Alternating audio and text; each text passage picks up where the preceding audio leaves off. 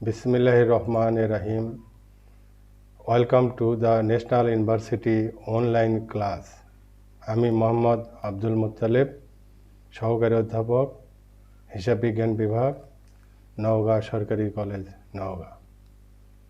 আজকে আমরা যে বিষয়টি পড়ব, subject accounting, program masters to preliminary, course code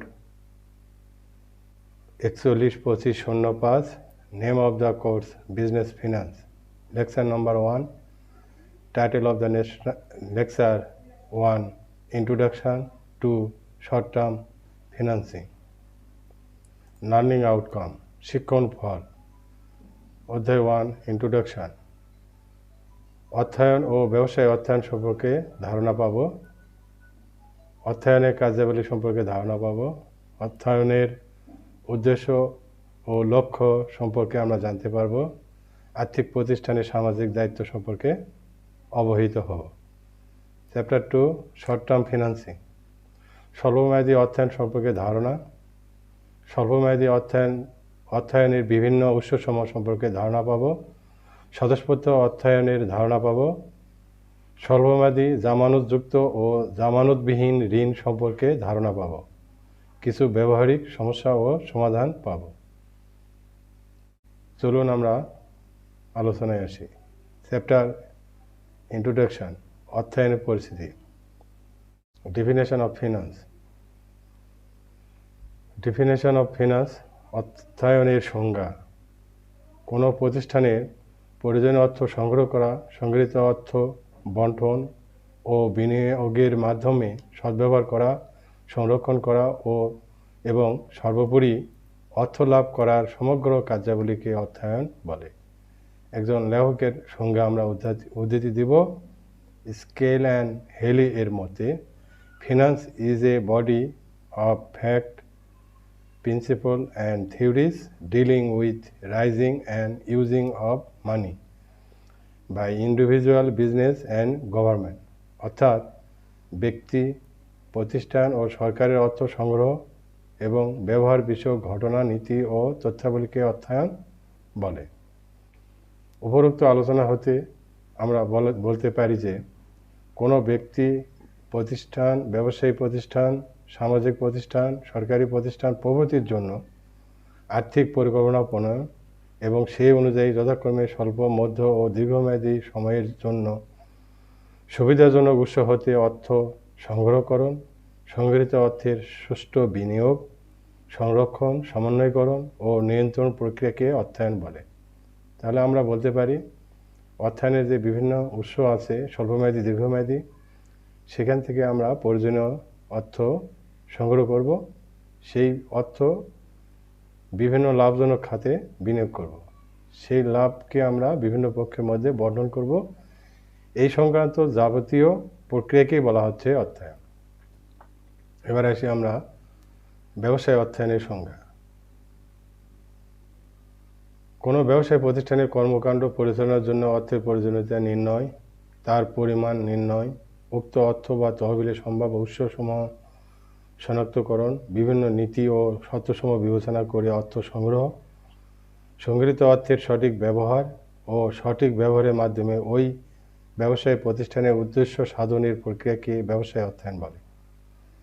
একজন লেখকের সংজ্ঞা আমরা উদ্ধৃতি দিব। E.W. ওয়ালকার এর মতে, activities of a business concern relevant to financial planning, coordinating, control and their application is called finance, অর্থাৎ ব্যবসায় প্রতিষ্ঠানে আর্থিক পরিকল্পনা, সমন্বয় সাধন, নিয়ন্ত্রণ, এগুলোকে যথাযথ প্রয়োগকে অর্থায়ন বলে। তার উপরে আলোচনা এবং সংজ্ঞা হতে আমরা বলতে পারি ব্যবসায় অর্থায়ন বলতে কোনো ব্যবসায় প্রতিষ্ঠানের অর্থের পরিকল্পনা প্রণয়ন, অর্থ সংগ্রহ, সংরক্ষণ এবং নিয়ন্ত্রণ সংক্রান্ত যাবতীয় কার্যাবলীকে বোঝায়। অর্থের কার্যাবলী, ফাংশন অফ ফিন্যান্স, অর্থায়নের কার্যাবলী। আর্থিক পরিকল্পনা, আমরা অর্থায়ন থেকে প্রথমেই যে কাজটি করতে হবে সেটা হলো অর্থ সম্পর্কে একটি পরিকল্পনা প্রণয়ন করতে হবে। অর্থের যাবতীয় কোথায় থেকে অর্থ আসবে, কোন উৎস থেকে আসবে, সেই অর্থ আমরা কীভাবে ব্যবহার করব, এটা আগেই পরিকল্পনা করে রাখতে হবে। দ্বিতীয় কাজ হলো তহবিলের উৎস শনাক্তকরণ। তাহলে পরিকল্পনা অনুযায়ী আমরা বিভিন্ন উৎস শনাক্ত করব, যেসব উৎসের শর্ত ও অন্যান্য টার্ম বিবেচনা করে উৎসগুলো আমরা শনাক্ত করব। তহবিল বাছাইকরণ। তহবিল বাছাইকরণ প্রক্রিয়ায় আমরা ক্যাপিটাল বাজেটিং টেকনিক অ্যাপ্লাই করে আমরা কোন তথ্য থেকে, কোন উৎস থেকে অর্থ সংগ্রহ করলে সেই অর্থের ব্যয় কম হবে, মুনাফা বেশি হবে, সেই উৎস আমরা বাছাই করব। তহবিল সংগ্রহ। তাহলে বাছাইকৃত তহবিল হতে আমরা প্রয়োজনীয় অর্থ সংগ্রহ করব। তহবিল বিনিয়োগ। সংগৃহীত অর্থ আমরা বিভিন্ন লাভজনক প্রকল্পে বিনিয়োগ করব। মুনাফা বন্টন। বিনিয়োগকৃত অর্থ হতে যে মুনাফা আসবে, এই মুনাফা বিভিন্ন পক্ষের মধ্যে বন্টন করব। কিছু ভবিষ্যৎ বিনিয়োগের জন্য রেখে দেব। ঝুঁকি ও আয় সমন্বয়।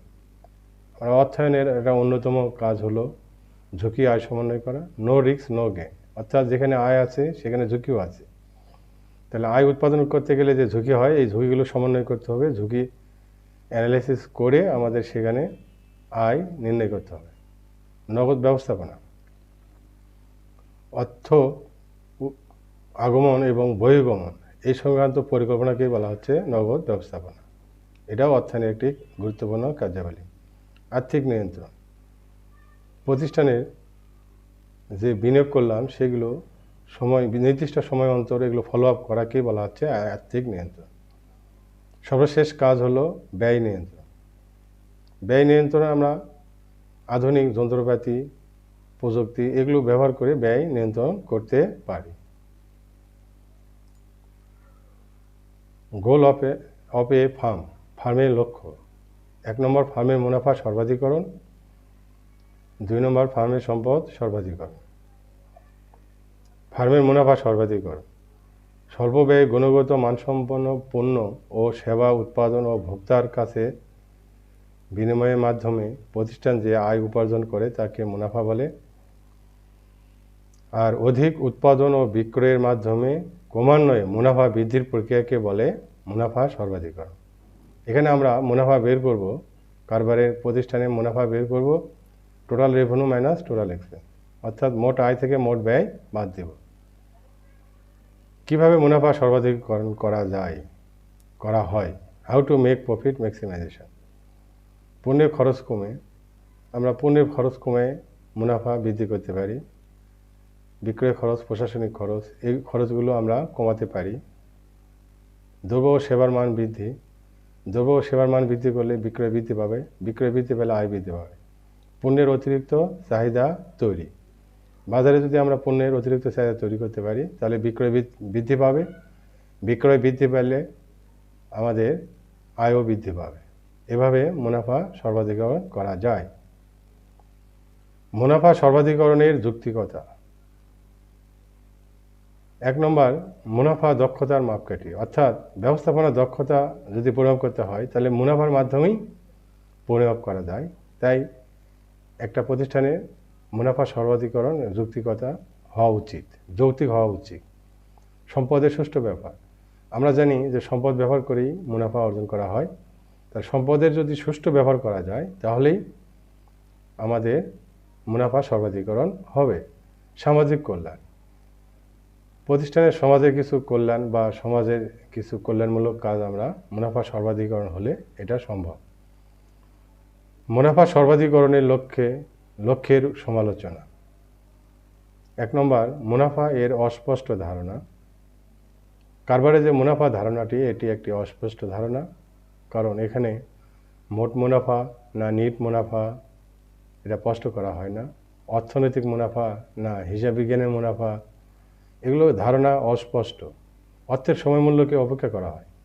মুনাফা সর্বাধিকরণের অর্থের যে সময়মূল্য আছে, অর্থাৎ আজকে 100 টাকা 1 বছর পরে 100 টাকার সমান নয়, এটাকে বলা হয় অর্থের সময়মূল্য।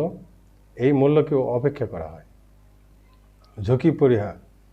আমরা জানি ব্যবসায়ে আর্থিক ঝুঁকি এবং ব্যবসায়িক ঝুঁকি থাকে, এই ঝুঁকিগুলো এখানে বিবেচনা করা হয় না। নগদ প্রবাহে উপেক্ষা, এখানেও নগদ প্রবাহ কত আসলো কত গেল, আগমন বহিগমন এগুলো বিবেচনায় আনা হয় না। সংকীর্ণ স্বার্থ, মুনাফা সর্বাধিকরণ ধারণাটি একটি সংকীর্ণ স্বার্থ। এটা ব্যাপক অর্থে প্রতিষ্ঠানের দীর্ঘকালে এটি একটি সংকীর্ণ ধারণা মাত্র। আমরা সম্পদ সর্বাধিকরণের 2 নম্বর উদ্দেশ্য সম্পদ সর্বাধিকরণ। তাহলে সম্পদ সর্বাধিকরণ কাকে বলে?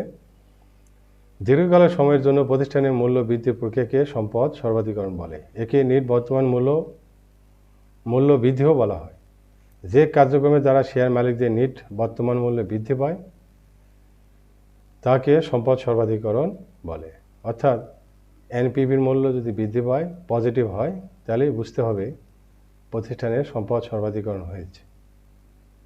সম্পদ সর্বাধিকরণের যৌক্তিকতা, স্পষ্ট ধারণা, ক্লিয়ার কনসেপ্ট। সম্পদ সর্বাধিকরণ ধারণায় একটা স্পষ্ট ধারণা, কারণ যদি আমরা দেখি নেট প্রেজেন্ট ভ্যালু যদি পজিটিভ হয় তাহলে বুঝতে পারবো যে একটি মুনাফা হয়েছে, কারবারে সম্পদ বৃদ্ধি পেয়েছে। অর্থের সময় মূল্য বিবেচনা, আমি আগেই বলছি যে এই সম্পদ সর্বাধিকরণে অর্থের সময় মূল্য বিবেচনা করা হয়। অর্থাৎ টাইম ভ্যালু অফ মানিকে অর্থের আগমনকে গুণ দিয়ে মোট মূল্য নির্ধারণ করা হয়, সম্পদের মোট মূল্য নির্ধারণ করা হয়। 3 নম্বর পরিমাণগত ও গুণগত বিষয় বিবেচনা। অর্থের সম্পদ সর্বাধিকরণ ধারণায় পরিমাণগত ও গুণগত বিষয় বিবেচনায় আনা হয়। শেয়ার মূল্যের উপর গুরুত্ব, শেয়ার মূল্যের উপর একটা প্রতিষ্ঠানের যদি শেয়ার মূল্য বৃদ্ধি পায়, সর্বাধিক হয়, তাহলে সম্পদ ফার্মের মূল্য সর্বাধিক হয়। তাহলে ফার্মের মূল্য সর্বাধিক মানে সম্পদ সর্বাধিকরণ। ফার্মের সামাজিক দায়বদ্ধতা, একটা ফার্মের সামাজিক কী কী দায়বদ্ধতা থাকে তা আমরা এখন আলোচনা করব। সাংগঠনিক সম্পদ, কারবারের সাংগঠনিক যে কর্মচারী আছে, অর্গানাইজেশন হায়ারেসি, এটাকে সম্পদ বলা হচ্ছে। এই সম্পদগুলোকে আমরা কাজে লাগাতে পারি। সতর্কতামূলক ব্যবস্থা, ফার্মের ভবিষ্যতে কোনো ঝুঁকি বা বিপদ আসতে পারে, এর জন্য পূর্ব হতেই যদি আমরা সতর্কতামূলক ব্যবস্থা গ্রহণ করি তাহলে সেখান থেকে রক্ষা পাই। নৈতিক দায়, ফার্মে কিছু নৈতিক দায় থাকে, সমাজ কল্যাণ, সামাজিক দায়বদ্ধতা, এগুলো আমাদের নৈতিক দায়। দক্ষ ও কার্যকরী কর্মচারী, ফার্মের যে বর্তমান কর্মচারী নিয়োজিত রয়েছে সেগুলোকে আমরা কার্যকরী ট্রেনিং ও প্রশিক্ষণের মাধ্যমে দক্ষ ও আধুনিক যন্ত্রপাতি সম্পর্কে জ্ঞান দিয়ে এফিশিয়েন্ট বানাতে পারি বা কার্যকরী কর্মচারী বানাতে পারি। উন্নত সাংগঠনিক পরিবেশ, সংগঠনের যে পরিবেশ থাকে সেটাকে আমাদের যত স্তর আছে পরিবেশে সবগুলোকেই যদি আমরা উন্নত করি তাহলে সামাজিক দায়বদ্ধতা হ্রাস পাবে বা করেছে বলে আমরা ধারণা পাব। 2 নম্বর অধ্যায় শর্ট টার্ম ফিন্যান্সিং, স্বল্পমেয়াদী অর্থায়ন। Definition of short term financing, স্বল্পমেয়াদী অর্থায়নের সংজ্ঞা। স্বল্প সময় বা চলতি মূলধনে আর্থিক প্রয়োজন মেটানোর জন্য যে অর্থ বা তহবিলের সংস্থান করা হয় তাকে স্বল্পমেয়াদী অর্থায়ন বলে। আয়াম পান্ডে এর মতে, fund available for a period is 1 year or less is called short term finance. অর্থাৎ 1 বছর বা তার চেয়ে কম সময়ের জন্য প্রদত্তই স্বল্পমেয়াদী অর্থায়ন। এর মেয়াদ সাধারণত আমরা জানি 1 বছর বা তার নিচে হয়। তাহলে পরিশেষে বলা যায় স্বল্পমেয়াদী অর্থ সংস্থান হলো যা চলতি মূলধন হিসেবে 1 বছর বা তার কম সময়ের জন্য বিনিয়োগ করা হয়।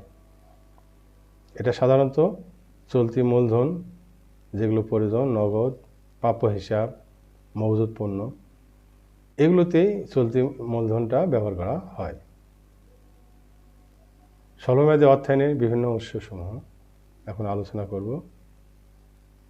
স্বল্পমেয়াদী অর্থায়নের উৎস, প্রথম স্বতঃস্ফূর্ত অর্থায়ন। স্বতঃস্ফূর্ত অর্থায়ন হলো ব্যবসায়িক স্বাভাবিক কার্যক্রমের ফলে যে অর্থায়নের সৃষ্টি হয় বা অর্থ কারবারে আসে সেটাই হলো স্বতঃস্ফূর্ত অর্থায়ন। এটা 3 প্রকার: ব্যবসায়ী ঋণ, ক্রেতাদের নিকট থেকে অগ্রিম, বকেয়া সমূহ। ব্যবসায়ী ঋণ হলো ক্রেতারা বিক্রেতা ধারে ক্রয় বিক্রয়ের ফলে এটি সৃষ্টি হয়। এটা সাধারণত 1 মাস বা বেশি বা কম সময়ও হতে পারে। ক্রেতার নিকট থেকে অগ্রিম। অনেক সময় আমরা পণ্য বিক্রি করার জন্য বা সেবা প্রদানের জন্য ক্রেতাদের নিকট হতে অগ্রিম গ্রহণ করে থাকি। এই অগ্রিম অর্থ পরিশোধ পণ্য সরবরাহ বা সেবা সরবরাহ না করা পর্যন্ত এটা আমরা ব্যবসায়ে খাটাতে পারি। এজন্য এটা একটা স্বতঃস্ফূর্ত অর্থায়ন। বকেয়া সমূহ। ব্যবসায়ে প্রতিষ্ঠানের কর্মচারী বেতন, মজুরি, বকেয়া মজুরি এগুলো বকেয়া থাকে সাধারণত 1 মাস 15 দিন। এই 1 মাস 15 দিন আমরা ব্যবহার করতে পারি। এজন্য একটি স্বল্পমেয়াদী অর্থায়ন, স্বতঃস্ফূর্ত অর্থায়ন। মুদ্রা বাজার অর্থায়ন।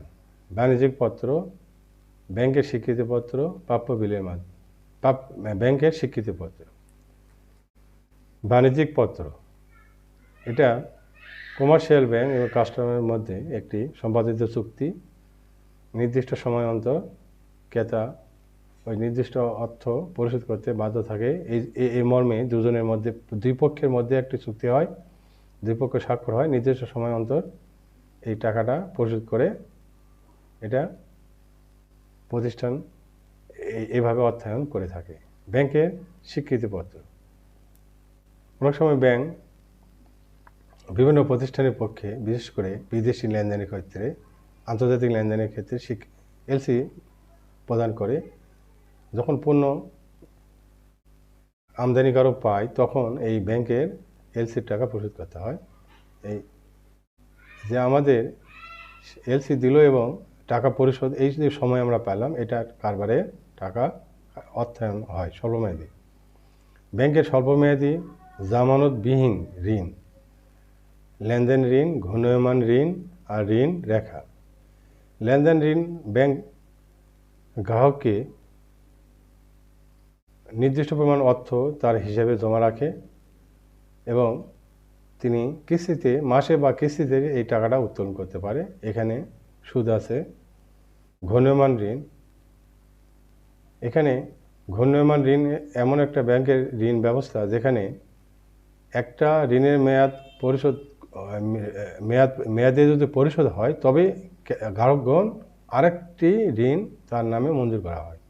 এটাকে বলা হচ্ছে ঘূর্ণায়মান ঋণ। ঋণ রেখা, এটা গ্রাহকের হিসাবে টাকা জমা রাখা হয়। গ্রাহক যে পরিমাণ টাকা উত্তোলন করে সেটি ঋণ হিসাবে পরিগণিত হয়। বাকি টাকা ঋণ আর পরবর্তীতে চলতে পারে না। স্বল্পমেয়াদী ব্যাংকের স্বল্পমেয়াদী জামানতযুক্ত ঋণ, এটা দুই প্রকার, প্রাপ্য বিলের মাধ্যমে আর একটা মজুত পণ্য বন্ধকের মাধ্যমে। প্রাপ্য বিলের মাধ্যমে আমরা জানি যে প্রাপ্য বিল দেনাদার পণ্য বাকিতে বিক্রি করলে এটা সৃষ্টি হয়। এটা নির্দিষ্ট মেয়াদের পূর্বেই ব্যাংকে বাটাকরণের মাধ্যমে অর্থায়ন করে থাকে। মজুত পণ্য বন্ধকের মাধ্যমে ব্যবসায় যে মজুত পণ্য থাকে এই পণ্য বন্ধক রেখেও স্বল্পমেয়াদী অর্থায়ন করে থাকে। স্বল্পমেয়াদী অর্থায়নের মধ্যে প্রথমে আছে ট্রেড ক্রেডিট, ব্যবসায়ী ঋণ। ব্যবসায়ী ঋণ কাকে বলে? ব্যবসায়ী ঋণ একটি স্বল্পমেয়াদী ঋণ যা ধারে পণ্য ক্রয় বিক্রয়ের সময় ক্রেতা বিক্রেতার মাধ্যমে হয়ে থাকে, তাকে ব্যবসায়ী ঋণ বলে। এটা একটা স্বতঃস্ফূর্ত অর্থায়ন। ব্যবসায়ী ঋণের বৈশিষ্ট্য: বাকিতে ক্রয় বিক্রয়। তাহলে আমরা বুঝতে পারছি বাকিতে ক্রয় বিক্রয় এটা ব্যবসায়ী ঋণের একটি অন্যতম বৈশিষ্ট্য। ঋণের মেয়াদ সাধারণত এটি 30 দিন বা কম বা বেশি হয়ে থাকে। নগদ বাটার সুযোগ, বিক্রেতা নগদ বাটার সুযোগ দিয়ে থাকে। স্বতঃস্ফূর্ততা, আমরা জানি যে এটা ব্যবসায় স্বাভাবিক কার্যক্রমের ফলে সৃষ্টি হয়, এই জন্য এটা স্বতঃস্ফূর্ততা আছে। জামানত, এই ঋণের কোনো জামানত নাই। চক্রায়ন, এটা চক্রায়ন ঘূর্ণায়মান, মানে একটা টাকা পরিশোধ হয় আবার নতুন করে দেনাদার সৃষ্টি হয়। নমনীয়তা, এটা নমনীয়, প্রয়োজনে এটা পরিবর্তন করা যায়। ব্যবসায়ী ঋণের শ্রেণীবিভাগ: খোলা হিসাব, পদ নোট, ব্যবসায়ী স্বীকারপত্র। তাহলে খোলা হিসাব, যখন বাকিতে পণ্য ক্রয় বিক্রয় হয়, যদি খরিদ্দারের সাথে ব্যবসায়ীর ভালো সম্পর্ক থাকে তখন বাকিতে পণ্য কিনে এবং তার নামে হিসাব করে, এটাকে বলা হচ্ছে খোলা হিসাব। পদ নোটস, যখন অপরিচিত কোনো ক্রেতা আসে তাকেও বাকিতে পণ্য বিক্রয়ের ক্ষেত্রে তখন পদ নোটস নোটে স্বাক্ষরের মাধ্যমে এটা হয়ে থাকে ব্যবসায়িক স্বীকারপত্র। এটা ক্রেতা আগেই বিক্রেতাকে স্বীকার করে নেয় যে এত পরিমাণ টাকা নির্দিষ্ট সময় অন্তর পরিশোধ করব। ব্যবসায় ঋণের ব্যয়। ব্যবসায় ঋণের ক্ষেত্রে বিক্রেতা কর্তৃক মূল্য পরিশোধের জন্য ক্রেতাকে নগদ বাটার সুযোগ দেয়। ক্রেতা নগদ বাটার সুযোগ গ্রহণ না করলে মোট বাকির সময়ান্তে মোট মূল্য পরিশোধ করতে হয়। অর্থাৎ নগদ বাটার সুযোগ গ্রহণ না করলে সেটাই ব্যবসায় ঋণের ব্যয়। এটা সুযোগ ব্যয়ের ধারণা মাত্র। তাহলে নির্দিষ্ট সময় থাকে N30, অর্থাৎ বাকির সময় 30 দিন, আর 210 মানে 10 দিনের মধ্যে পরিশোধ করলে 2% বাটা। এই বাটা যদি গ্রহণ না করি, নির্দিষ্ট সময়ান্তে যদি পরিশোধ করি, তাহলে আমরা বাটার সুযোগ হারাবো। এই যে নির্দিষ্ট সময় পরিশোধ করলাম, এক্ষেত্রে একটা সুযোগ আমরা হারালাম। সেক্ষেত্রে 30 দিন টাকা পরিশোধ করলে এটা খরচ হয়, সুযোগ ব্যয়ের ধারণা মাত্র, বাস্তবে এই ব্যয় দেখা যায় না। ব্যবসায় ঋণের শর্তসমূহ। শর্ত ব্যাখ্যা। COD, ক্যাশ অন ডেলিভারি, অর্থাৎ ক্যাশ যখন আমরা পণ্য ক্রয় করি, ডেলিভারি হয়, তখনই একটা নির্দিষ্ট পরিমাণ অর্থ পরিশোধ করতে হয়। CBD, ক্যাশ বিফোর ডেলিভারি, মানে পণ্য সরবরাহের পূর্বেই বিক্রেতাকে অর্থ পরিশোধ করতে হয়। Net credit period, no cash discount, এখানে নগদ বাটা থাকে না, কিন্তু বাকির সময় থাকে N30, অর্থাৎ বিক্রেতা ক্রেতাকে মোট বাকির সময় দেয়, কিন্তু নগদ বাটার সুযোগ দেয় না। Net credit period with cash discount 210 and 30, অর্থাৎ বিক্রেতা ক্রেতাকে মোট বাকির সময় দেয় এবং বাটারও সুযোগ দেয়। Monthly billing, net 20 EOM, end of month, চলতি মাস শেষ হবার পরবর্তী মাসের 1 থেকে 20 তারিখের মধ্যে মূল্য পরিশোধ করতে হয়। বিল টু বিল, এখানে 7 থেকে 10 দিনের মধ্যে বিলের মূল্য পরিশোধ করলে পরবর্তী বিলের পণ্য গ্রহণ করতে পারবে। সিজনাল ডেটিং, মৌসুমী ব্যবসায়, যেমন শীত বস্ত্র। আরেকটা আছে কনসাইনমেন্ট সেল, চালানি ব্যবসায়।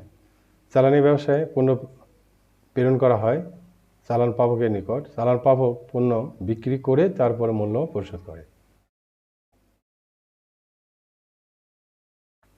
Method of cost of trade credit, ব্যবসায় ঋণের ব্যয় নির্ণয় পদ্ধতি। আমরা প্রথমে দেখতে পাচ্ছি APR, অর্থাৎ অ্যানুয়াল পার্সেন্টেজ রেট সমান সমান CD divided 100 minus CD into 360 divided CP minus DP into 100। এখানে APR annual percentage rate, CD cash discount, CP credit period, DP discount period.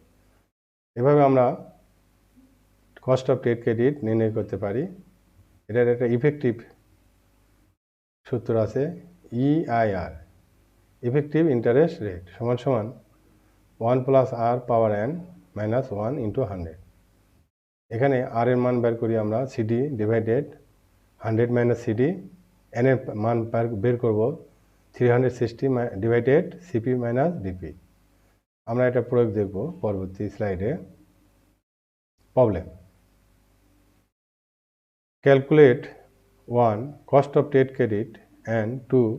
Show the EIR from the following case. Credit term 210 and 30. Solution 1.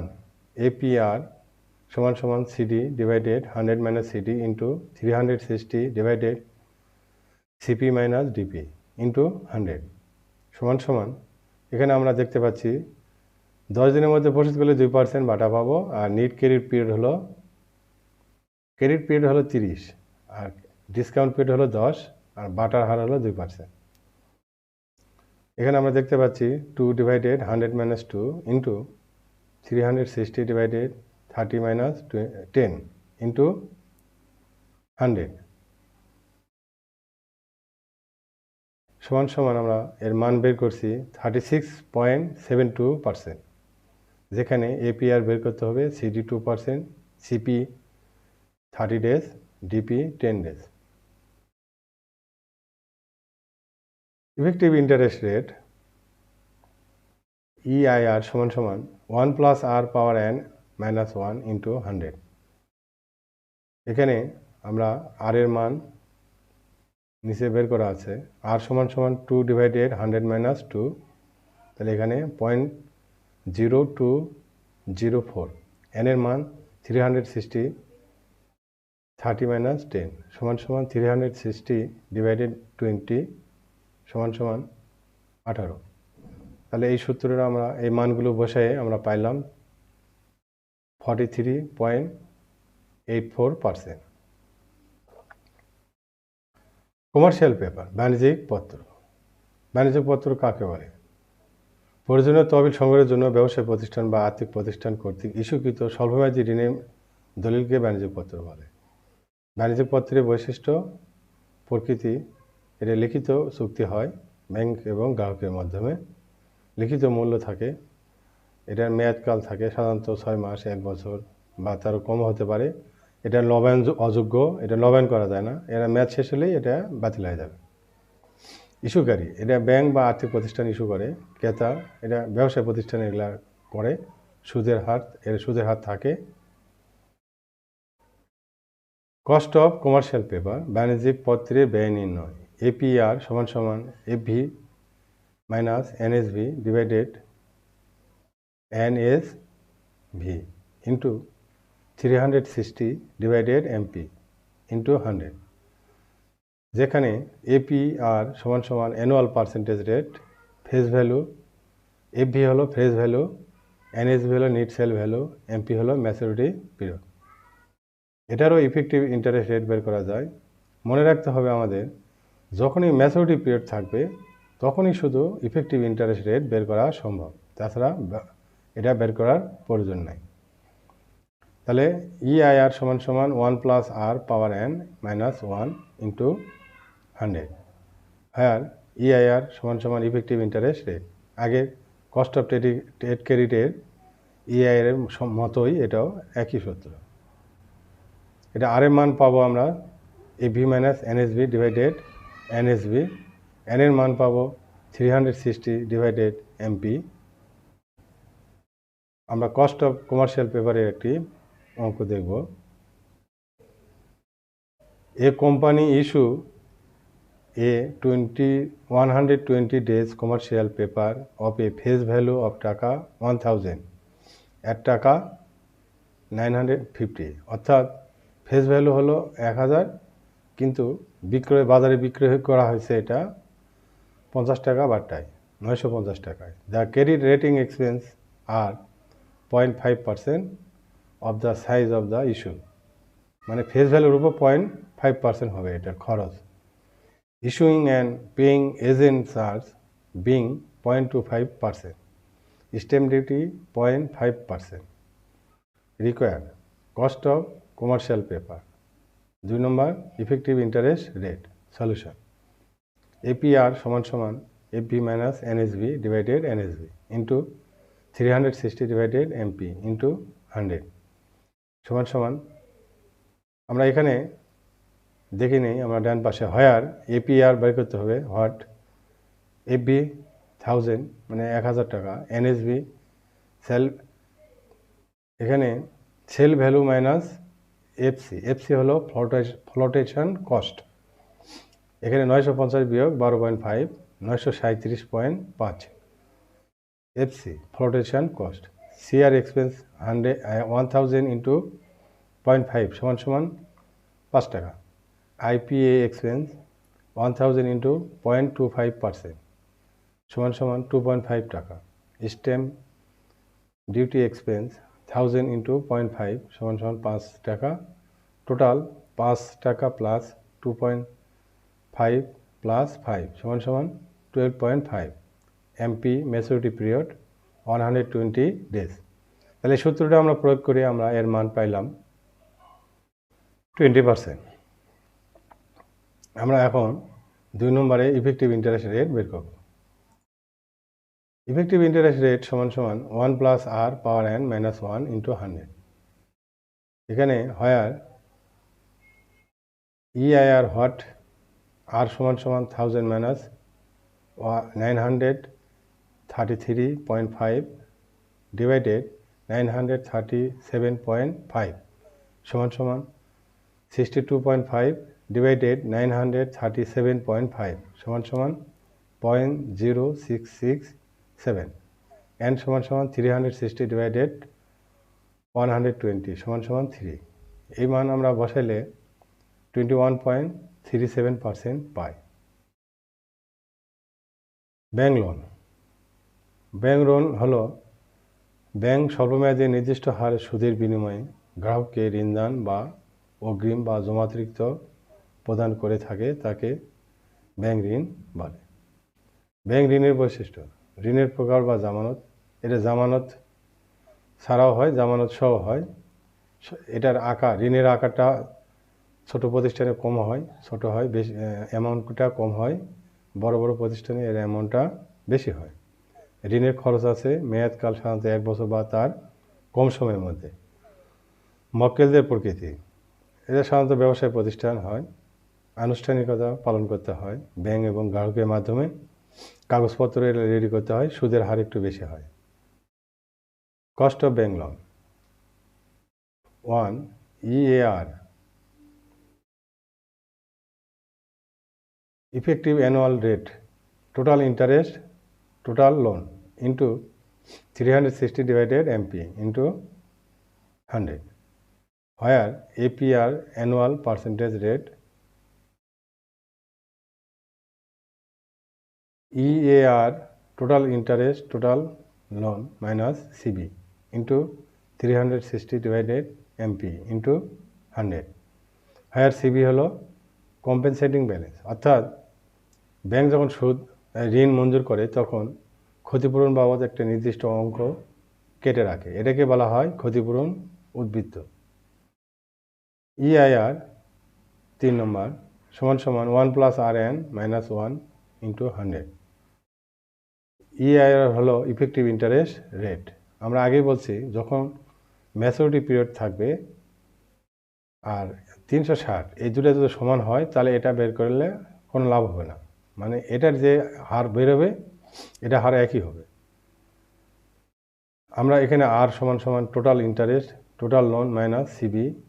এখানে যদি ইন্টারেস্টটা যদি advance কেটে নেয় তাহলে minus interest হবে। N সমান সমান 360 divided MP.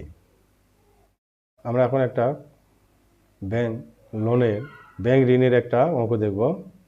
A company need to borrow 5 lakh for 12 months and their banker give them a state rate of 40% interest and compensating balance 10% require cost of bank loan EIR। এখানে EIR সমান সমান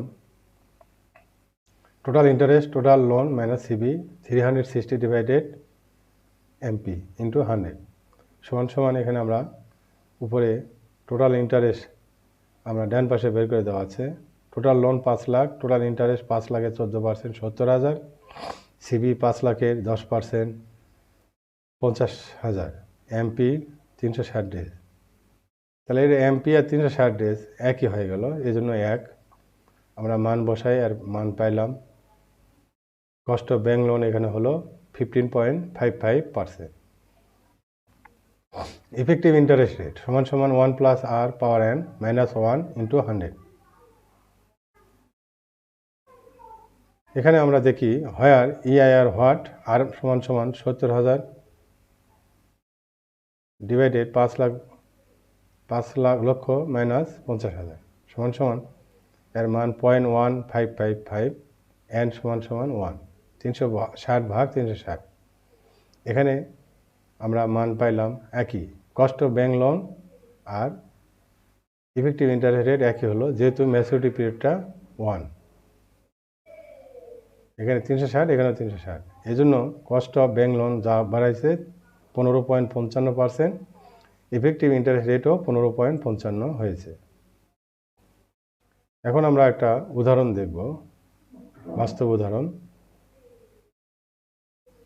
এ company need টাকা 40 lakh as working capital. Following 3 alternatives of financing are available. 1. Forgo cash discount and pay on the final due date basis need 15 and need 315 need 45 2 alternative 2 borrow টাকা 50 lakh at 14% interest maintaining 15% compensating balance interest payment are made in advance অর্থাৎ সুদের টাকা আগেই কেটে নেবে ঋণ মঞ্জুরের সময় আর compensating balance হলো 15%, ঋণ মঞ্জুর হবে 50 লক্ষ, সুদের হার 14%। অল্টারনেটিভ 3 ইস্যু টাকা 44 lakh for 6 month commercial paper two need টাকা 40 লাখ অর্থাৎ এখানে 44 লাখ টাকা 6 মাস মেয়াদী কমার্শিয়াল পেপার এটা আমাদের দিয়েছে হলো 40 লক্ষ টাকা। ফেস ভ্যালু হলো 44 আর বিক্রয় মূল্য হলো সেল ভ্যালু হলো 40 lakh. Require which alternative should the company select and why?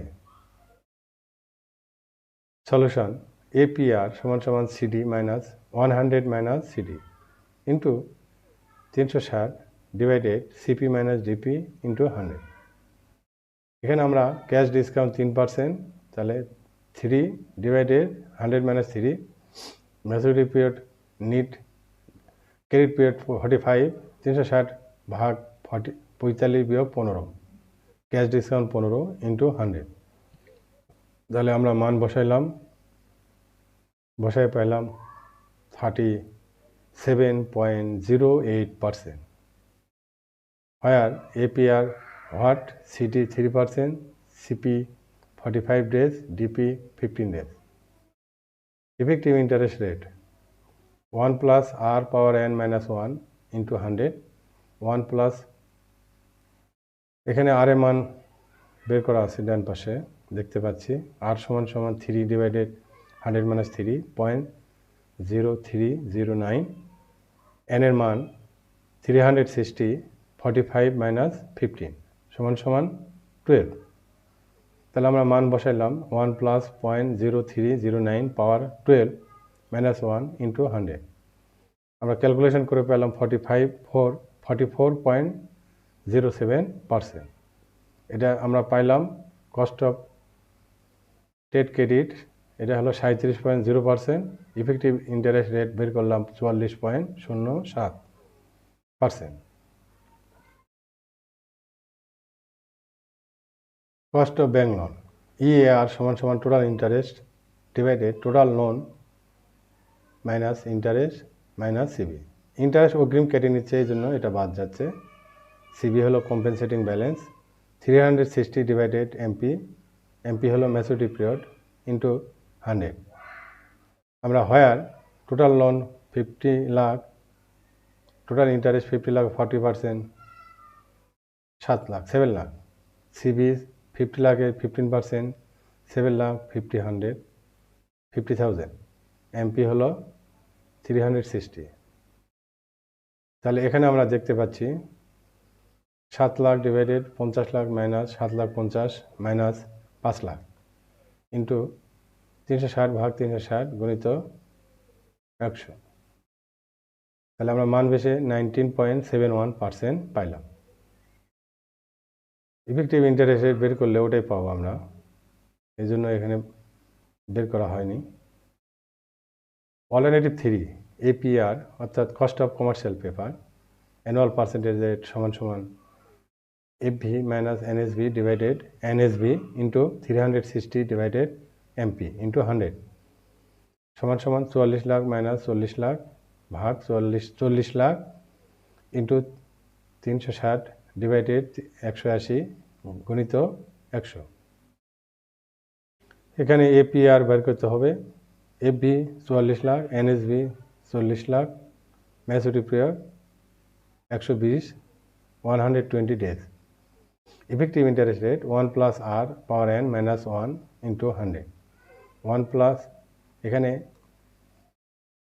EIR বের করতে হবে। R এর মান 44 লাখ মাইনাস 40 লাখ ভাগ 40 লাখ 0.010, n এর মান 360 ভাগ 180 সমান 2। মান বের করলে পারলাম 20.10%। আমরা তিনটা ক্যালকুলেশন করলাম, তিনটা ক্যালকুলেশন করে এখন আমাদের সিদ্ধান্তে আসতে হবে। Decision: from the above calculation it is found that cost of trade credit is 44.707%, cost of bank loan is 19.71%, cost of commercial paper is 20.10%। এখানে তিনটার মধ্যে সবচেয়ে কম ব্যয় হচ্ছে bank loan. Cost of bank loan 19.71%। তাহলে আমাদের এখান থেকে অল্টারনেটিভ 2 এটা, এখান থেকে আমাদের অর্থায়ন করা উচিত, কারণ এখানে সুদের হার সবচাইতে কম। So the company should select the bank loan because cost of bank loan is lowest among the other source of alternative. তাহলে আমরা বাস্তব একটা উদাহরণের মাধ্যমে আমরা শিখলাম স্বল্পমেয়াদী অর্থায়ন কীভাবে মূল্যায়ন করতে হয়, কোন উৎস থেকে অর্থ সংগ্রহ করতে হয়।